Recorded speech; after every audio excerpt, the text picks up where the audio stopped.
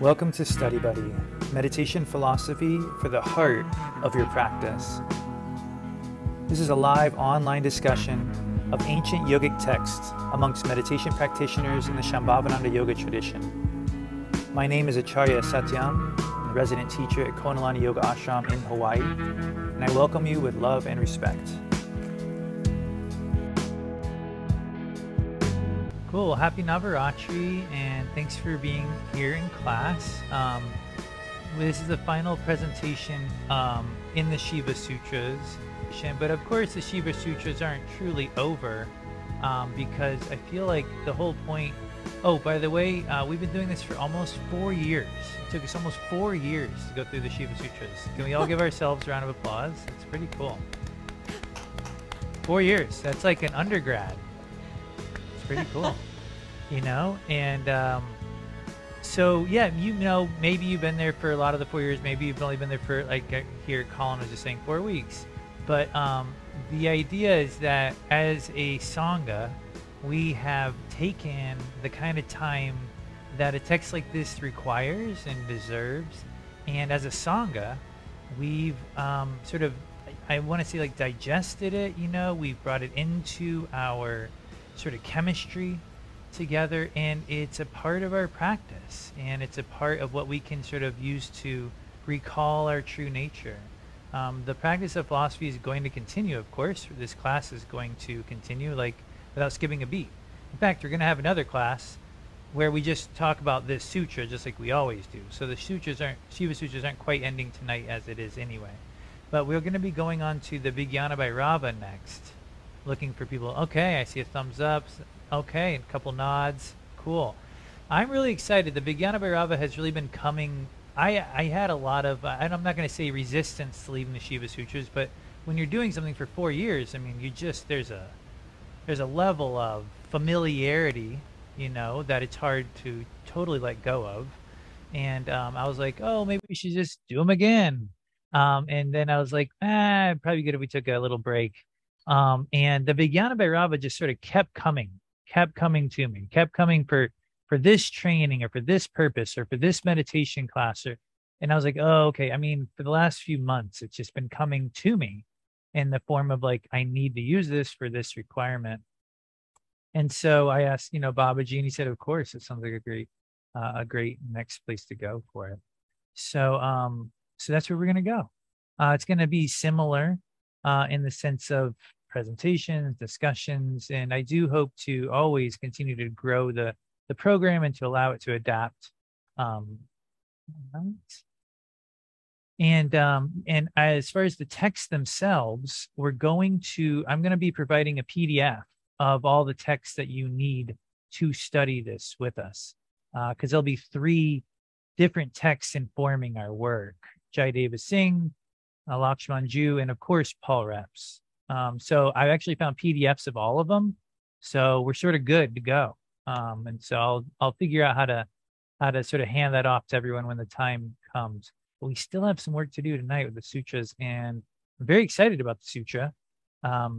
Tonight's sutra is all about recalling or remembering our true nature, and how unique the process is, and how it's no coincidence that your mind drifts and then you come back to your mantra. That's actually exactly how we're supposed to do it, and that's the practice that brings us the most growth. So it's really interesting that it's the last sutra, because nowhere in the sutra does it say, like, it doesn't feel like the final episode of, like, a show where, like, all the old sutras come out and they're, like, you know, wrapping up loose ends of any kind. It's just like another sutra and then it's over. So I thought that was sort of honest, and like a French film. Yeah, like a French. Yeah, and also I just feel like the sutras are such a raw, organic substance that it's not really, you know, meant to be this thing that ever really ends. I feel like we're going to go back through the sutras. We're going to be re-referencing them. So in a way, it's really just the beginning of using them more in our life. So I'm going to bring up the last sutra on the screen. If anybody remembers it, great. I don't expect you necessarily to, but let's take a look at that sutra. Let's see what that looks like. Oh, right. It was a real mouthful. So here we go. Let's give it a shot. Nasi kantar madhya samyamat kimacha savya pasavya sausum neshu. One more time. If you didn't try that first time, here we go.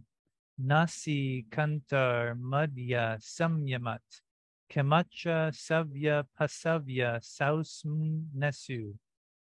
In all the paths, left, right, and middle, there is prana shakti. By the constant practice of bringing one's awareness to this inner state of prana shakti, there abides the awareness of that central reality under all circumstances and in all conditions.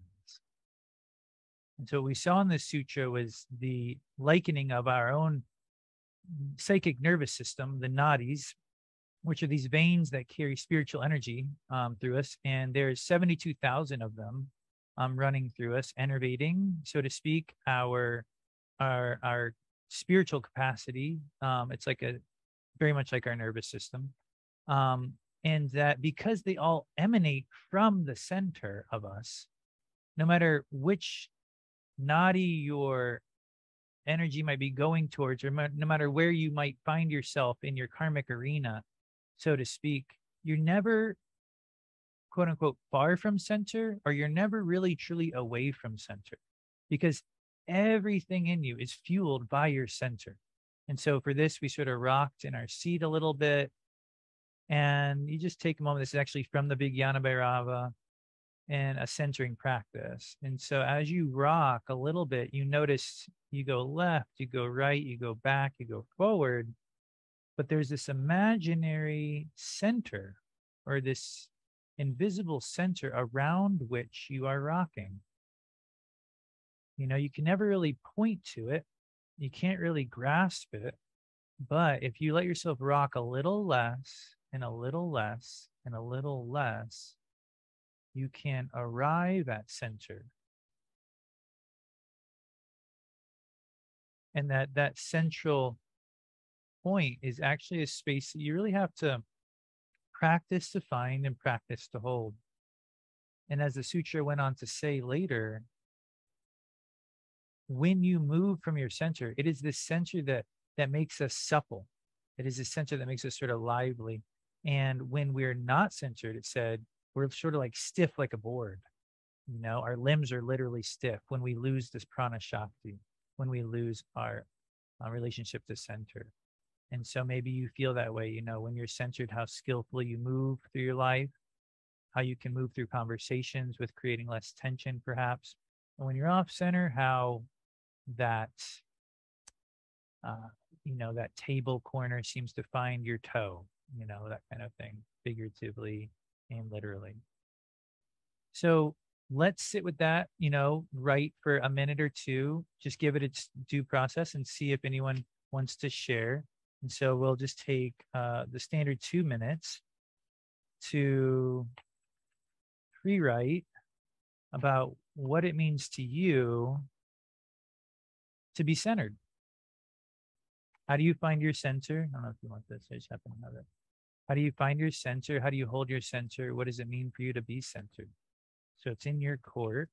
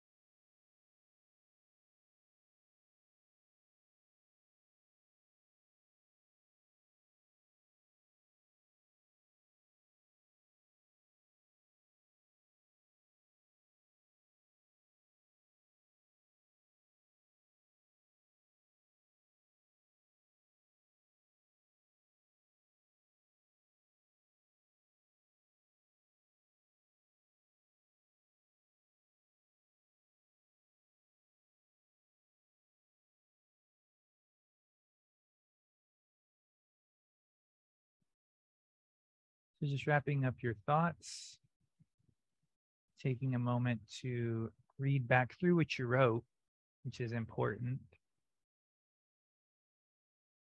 and underlining a key word or phrase from what you wrote.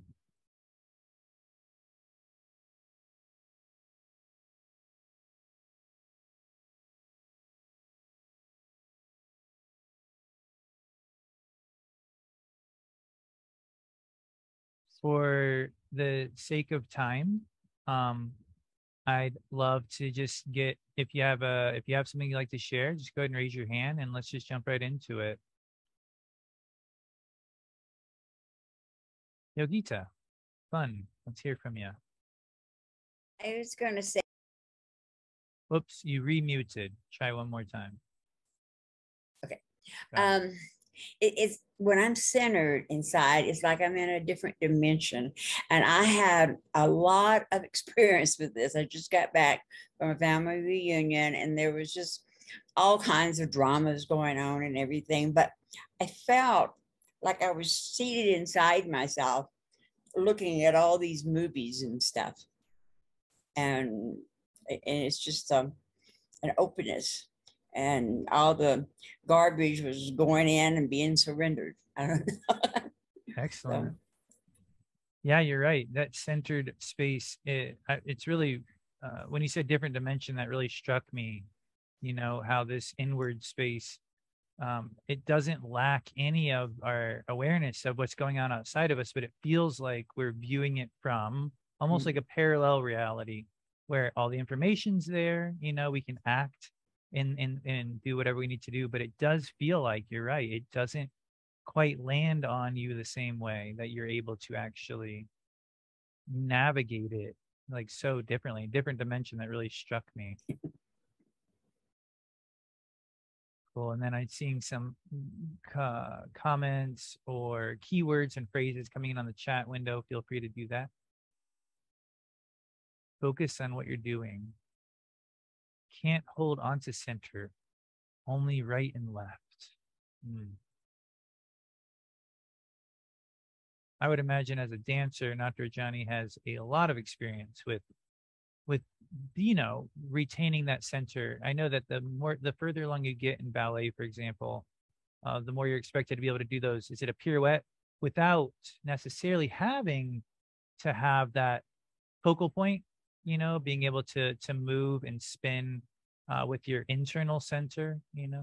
I would assume that comes up a lot as the dance routines get more and more complex. So you can't always have this like perfect focal point that you're expected to move while being centered.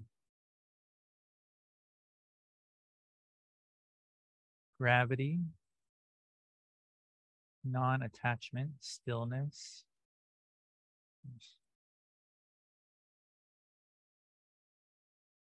So we ate up a little bit of time with the explanation of what's next, which so be it, right? Needed to happen. It would have been, had to happen sometime. So final thoughts and comments, anyone? I pretty sure I saw a hand there. Bob, go for it. Yeah, I first wrote down silent, but then I started feeling, and it's not always silent. It's there are times when it just feels like buzzing bees or a storm or something. I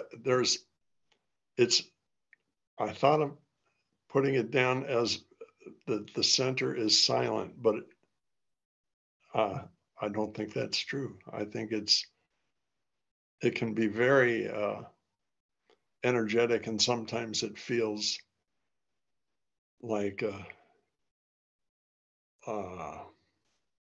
gosh, many different things.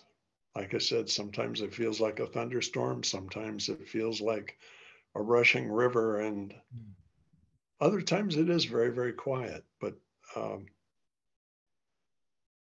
it's always a joy to experience, that's for sure. Thanks, Bob. I feel like you bring up a really good point, that it's important that that the whole concept of center, the whole idea of the sutra saying whether it's the left or the right, it's all coming from the center, is trying to communicate to us that, and it says under all circumstances and in all conditions, meaning this center place in us can exist and should exist in every single scenario we find ourselves. And so for us to associate it with just peacefulness or just this one quality it's very insightful. And I think that's because you're a practitioner, that you could see that you could not just identify with what I want center to be like, but rather what center actually is like. So thanks for bringing that to our attention.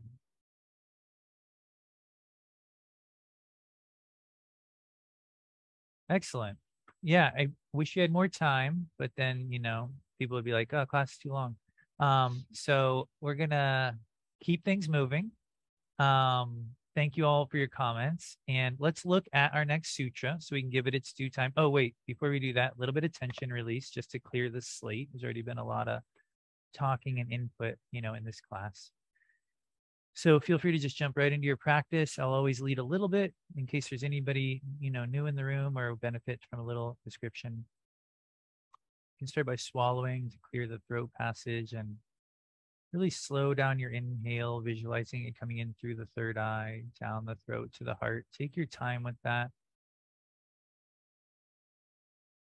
Let the inhale as well as your attention pool in the heart as you hold the breath for a few moments without any strain whatsoever. The very natural feeling of just pausing, accumulating. And as you exhale, picture that smoky or ashy substance pouring out of the heart, down the arms and out the hands with a slow exhale. Again, very natural, but slower than normal. Take your time with it. A slow inhale, pause, and exhale, and bringing in something really fresh. Pausing in the heart, let it cleanse you. And as you exhale, let the ashy substance go out of the arms, down out of the hands.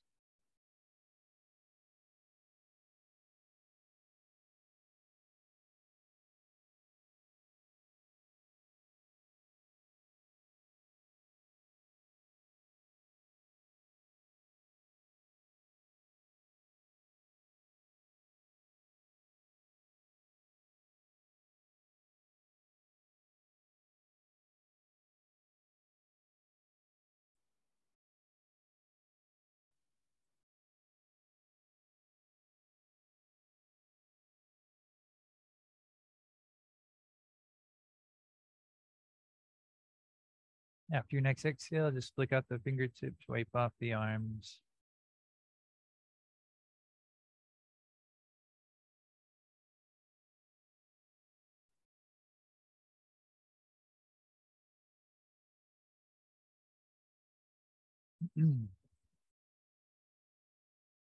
Let's start by pronouncing the next sutra, and then we'll jump into the commentary and interpretation. Bhuya syat prati milanam. Bhuya syat prati milanam. Bhuya swat prati milanam. This yogi simultaneously and repeatedly experiences the revealing state and the concealing state of the objective world.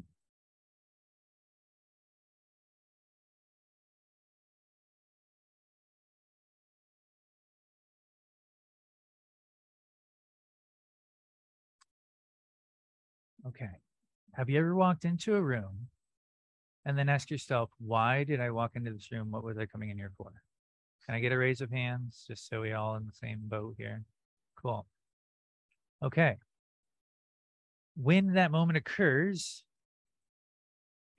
you're like, I don't even know how to recall what I was looking for, right? You're just like standing there like, what was I in here for? And it's a really interesting moment where you sort of realize that you forgot something, and you're in that interesting space of like awareness, but with no object per se to recall it. This sutra teaches that this is what's happening to us with our true nature all the time. We walk into a room, you walk out of your shrine room, for example, and you totally forget your true nature, as we could become absorbed in whatever activity or, whatever catches our attention. And sometimes when you walk into that room, you don't even know you forgot. That's most of the time, right? And then something might recall it for you, might spark that. And you're like, oh. And then we have this moment when we can redirect our focus inside in that space that's created to try to remember or recall who we are. And in this interesting way, that's really all our practice is remembering and recalling our true nature over and over again in hundreds or thousands or more settings, day in and day out. And it's no coincidence. This is not just a coincidence that's how our practice is set up. According to this sutra, this is very deliberate. This is the idea of Maya playing out in our life, the concept of illusion that is Shiva concealing themself. See, Maya, this illusion that conceals our true nature from us, it's not like just this random thing that occurred. It's actually Shiva's cloaking mechanism. And that is like the most defining aspect of Shiva is that no one can see through this cloak on a horizontal level. So we're bound to forget our true nature. It's literally built into the fabric of reality. And our practice is that of recalling it each time we forget it. And that is what, according to the very last sentence in the whole Shiva Sutras, that is what defines our state of being. Our ability and our frequency of recalling, remembering our true nature. So we are going to sort of keep playing with this concept. Oh yeah, question. Go ahead, Jaya. It's actually just a connection that I made to teaching. So I'm a teacher, and when you study how the brain commits things to memory, the most powerful way is by the process of recalling. So when you make your brain remember something and bring it into the forefront, that's what cements the knowledge in there. And so like how cool just that analogy you made is like, that's awesome on this level too. Absolutely. Yeah. In fact, I actually prepared a little scientific parallel for the work of scientific studies show that how we can make how we can improve our long-term memory. And for example, it's said that you have to practice repeated recall, which would be like flashcards, right? What's a flashcard? That's a mala. Om Namah Shivaya. Om Namah Shivaya. Literally, the flashcard is a mala. It's like recalling over and over again, over and over again, over and over again, your true nature. Long-term memory is also shown to improve if you're able to space out your recall sessions. So do it repeatedly and then take maybe 12 hours off and then do it again, morning and evening sits. Hello. Science of memory also notes that quizzing oneself is critical to improving your long-term memory because it's the only way to expose what you don't remember. Otherwise, you just sort of quietly ignore it. And I feel like my life is giving me a pop quiz every hour. It's like the pop quizzes are when your life forces you to recall your true nature in a moment of tension, drama, or even like during your likes, things that you're enjoying. I was also excited to learn that the more you pay attention, these are facts, these are like studies, each one has been a study. The more you pay attention during the activity you want to remember, the more you will be able to recall it. So if you're really paying attention during your mantra practice, during your evening meditation, during whatever practice you're doing, you're going to recall that true nature off the cushion better. That's just like facts. Interestingly enough, if you're exercising while recalling, now this might not apply to our cushion, but I found this fascinating. Exercising or even any kind of small little bit of movement while you're recalling helps you recall it more, or while you're learning, I'm sorry, helps you recall it better. What's that called? YOGA. That's on the mat. That's like using your practice on your mat, your yoga mat, you know.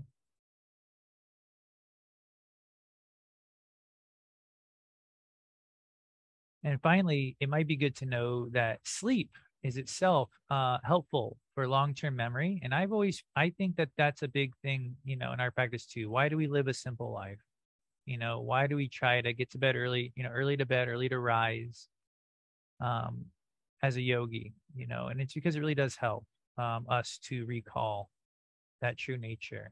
And last but not least, coffee was actually shown to help store it, but not necessarily recall it. Now that was interesting. So take your pick with that one. So thanks, Jaya, for that incredible segue into that little bit of science that I thought paralleled this sutra so well.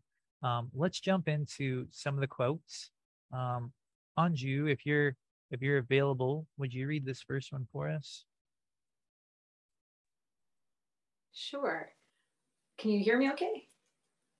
Excellent. So Shiva Sutra 3.45 teaches, when the universe has arisen from the state of God consciousness, then the yogi experiences the destruction of all differentiated impressions, and this whole world enters into his or their own nature. Traveling toward the state of consciousness, it is eclipsed, Nimilana, and again, repeatedly, they feel this universe has emerged from God consciousness afresh. This is what the yogi who is established on the supreme path of yoga repeatedly experiences. Thanks, Anju. Extra points there because I forgot to replace the pronouns. Thank you so much. Take a moment with that. I had to read that first sentence like 7 times. So if you're having any trouble with that, I did too. When this universe has arisen from the state of God consciousness, then the yogi experiences the dissolving or destruction of all difference. So when your world emerges from your practice, when you go inside and you open up and it feels as though you're living from the inside out. Like Yogi was describing, I was centered and my world was different. That is what dissolves all these differences outside of us, single-handedly. But it says that experience is, I love this term, is eclipsed. It's still there, but the world sort of comes in front of this shining sun and it eclipses it. It's like, oh, I see this object, this experience, I see this external reality more. We just sort of miss it. I find that term to be really helpful because, we're always saying it's in there, right? And so it gets eclipsed till we get pulled out. And then we do it again. And then we repeatedly feel, oh, the universe is coming from the inside out. And then it happens again that it gets eclipsed. And that this repetitive experience is the path of a yogi. This isn't wrong, or this person isn't missing something. This is literally the path we've all taken for millennia. Jatila, could you read this next sutra for us, or this next excerpt for us? Just the first half or both? I'd just go ahead and go for it. Yeah. The Svachanda Tantra teaches, when fire, which has arisen from wood, has become absolutely pure, filled with glamour and shining with flames, does not again enter into that wood. In the same way, when the self, Atma, has separated itself from the differentiated perception of the universe, it does not again get entry into that differentiated universe. Having destroyed the impurities, mala, anavamala, mayamala, and karmamala, and become absolutely pure, nirmala, then, even though he lives in the world of impurity, mala, he does not become attached to it. Thanks, Shatila.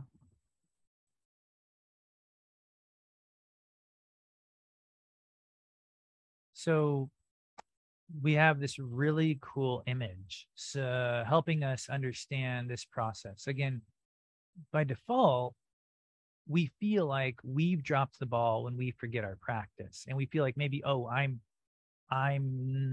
not growing, and the sutras are telling us it's not the case. When you use your practice and you grow, that fire, that flame, that shining light is real. You really do grow. It happens. And that flame, eventually does go out, and then we relight it. But that flame, it's not like the flame goes back into the wood. The flame existed, it happened, you grew, it's real. And so, but you just have to do it again. That's where we're trying to get to. We're not trying to push, oh, if I could only get that awareness to go back into where it burned before, or what it helped before. It's like, no, you let it go. It did its thing. It shone. It was bright and shining. And then you just do it again. And each step is real. And so in this way, we're able to be yogis that are living in the world, but not of it. Whereas faith often teaches us, you can be going through a challenge and recall your true nature. As the end says, even though the yogi lives in the world of impurity, they do not become attached to it.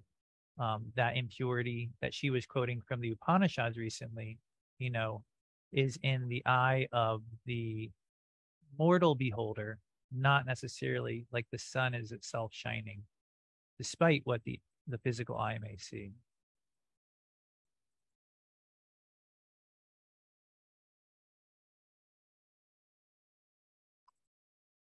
All right. And there's one more quote from this section, which we can end on, and then we'll meditate together. Dharma, I haven't heard from you in a while. Do you want to read this last one for us? Sure. Sorry, I know the sizing just got weird. Okay, thank you. Go ahead. All right. In this sutra, Shiva Sutra 3.45 teaches, in this sutra, this word Buya repeatedly means they get the consciousness of world in and out again and again. The world appears as if it has risen inside, and then it again merges in its own self. And this happens over and over again, not once, not twice, but repeatedly. It is only due to the energy of Maya, which causes you to be mentally inefficient, that differentiated perception arises. It is because of this you cannot hold the state of universal consciousness. So, practicing in this way, repeatedly taking it out and then bringing it back to your own nature, is intended for knowing this very state of being. Thanks, Dharma, for reading the final excerpt from the Shiva Sutras.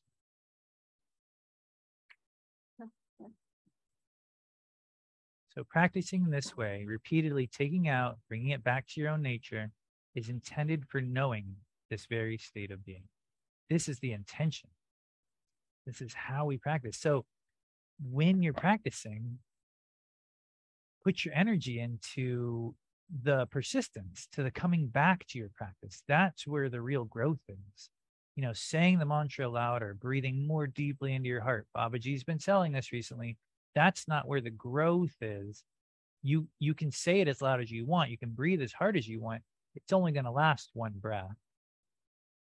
Instead, put your energy into the repetition, into the repeated practice, and you might find that you grow faster, more efficiently, as Lakshmanju translated it, and that you sort of find that flow. You finding the flow that it was always meant to be. So we're going to put that into practice. And then I will be completing the Pocket Sutra for this one and uploading it within the next probably 24 hours. So hopefully we can put this into practice for the week. Really focus on that repetition. Like, what does that mean to you? How does that feel? What happens when you put your energy in that direction? Does it change how you work? How you breathe? Let's talk about it next week.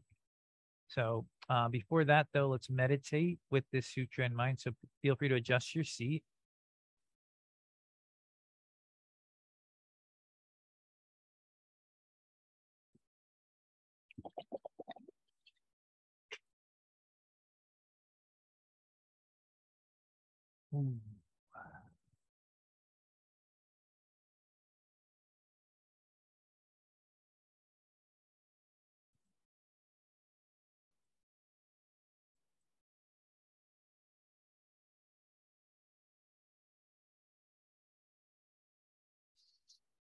All right. So starting, stepping stones, starting with the physical and trying to find, that connection, the sutra. And so as always, I'm going to cue that little bit of movement, that repetitive, very simple movement that allows you to explore and find your center.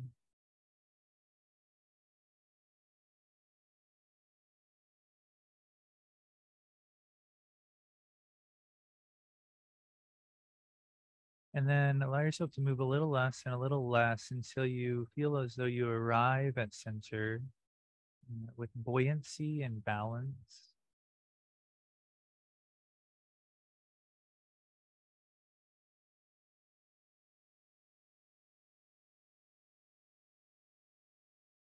And the seat itself is something that we've got it now, but 2 minutes from now, you might need to sort of recenter. There's nothing we can do in this moment to make it stay this way, except for just do our best to pay attention to the process and to bring that buoyancy to it. But know that there will be a time in the sit when you recall that buoyancy, when you come back to your physical center.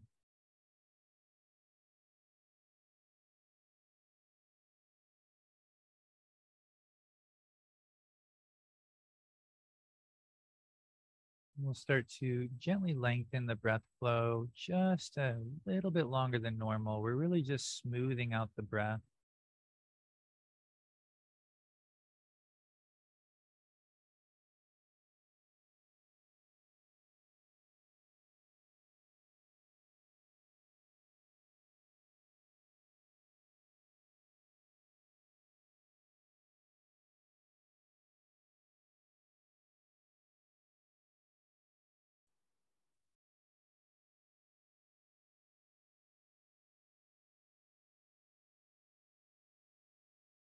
And so there's nothing quite so illustrative of this sutra than the breath. The part of us that is repeating itself endlessly.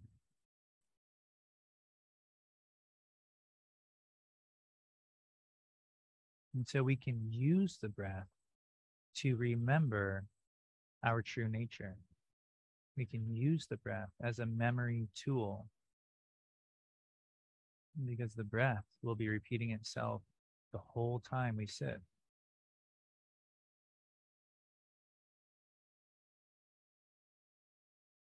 So allow your awareness to gently sink towards the heart as you inhale and reside and absorb in the heart as you exhale.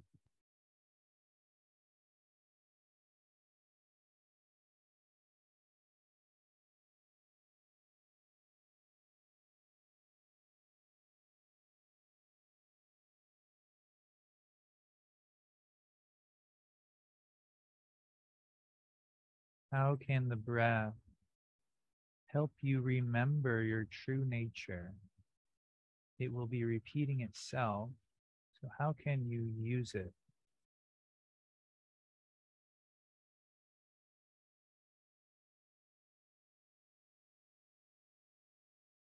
Feel the space of the heart as you exhale. Allow that space of the heart to expand in a natural way.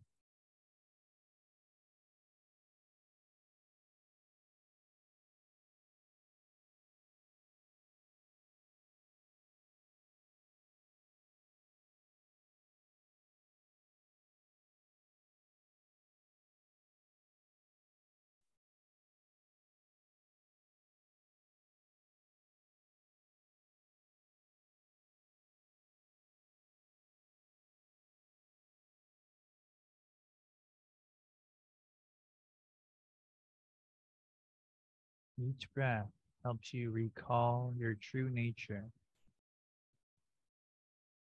helps you find your center, helps you find your heart, the present.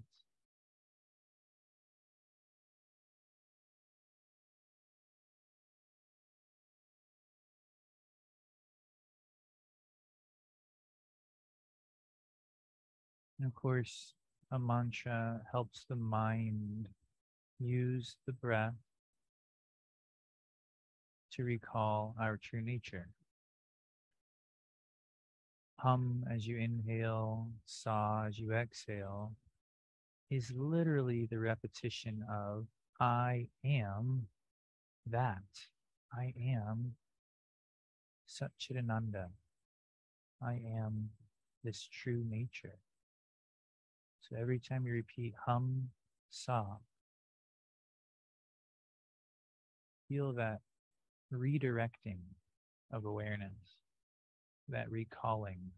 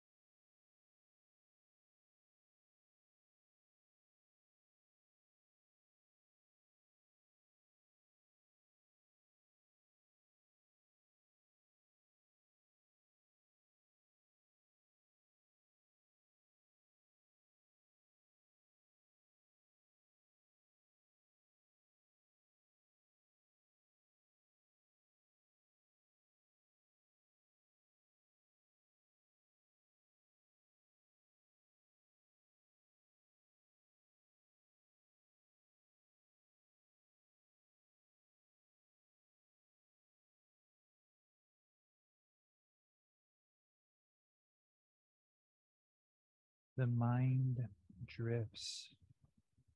This is inevitable. It's how you come back from the drift. Pay attention to how you come back, and you will remain inside longer.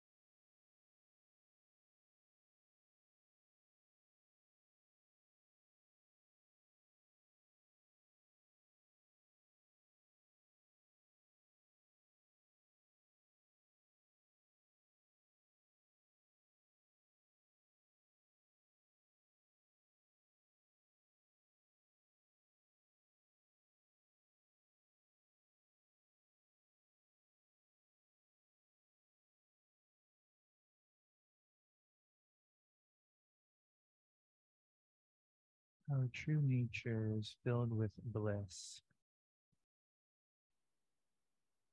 We are literally trying to remember bliss right now. And I know that can be challenging for all of us. But let yourself recall something you feel is happy, something you can relate to as at least slightly blissful.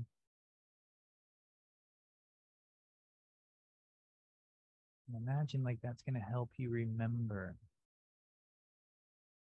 where you left these keys to your heart.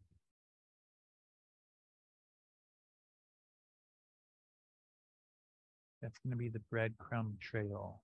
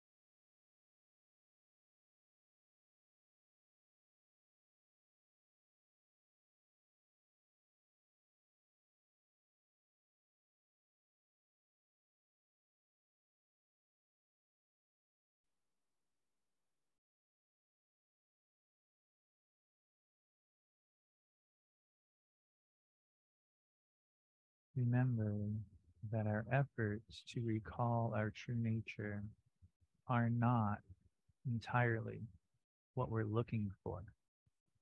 That these are just ways of directing our awareness. What we're trying to find really does exist in our heart. It's actually there.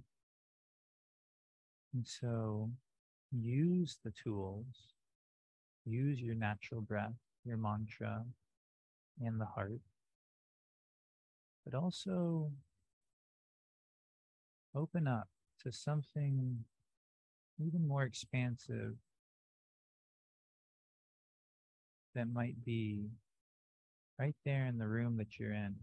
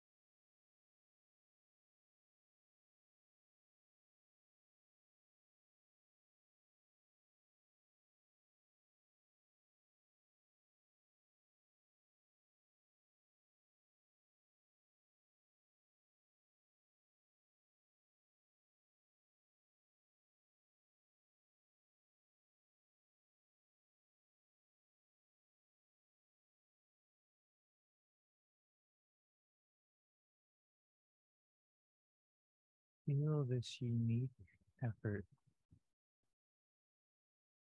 the effort of recalling, not creating your true nature, not making it appear, recalling. It's in you. It takes effort to recall, but not exactly the kind of effort we're used to. A unique quality of effort.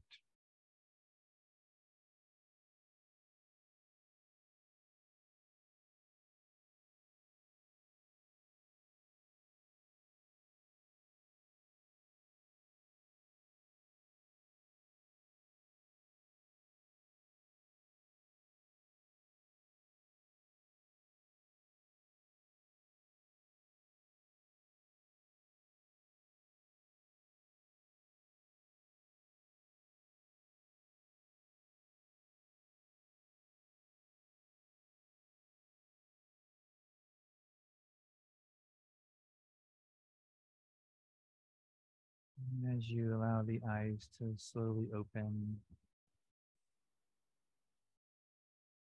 the world surrounds you, floods in through the eyes. All these objects. Where are my keys? Where's the key to my heart? And so you can feel there's a lot we have to surrender to find this missing key.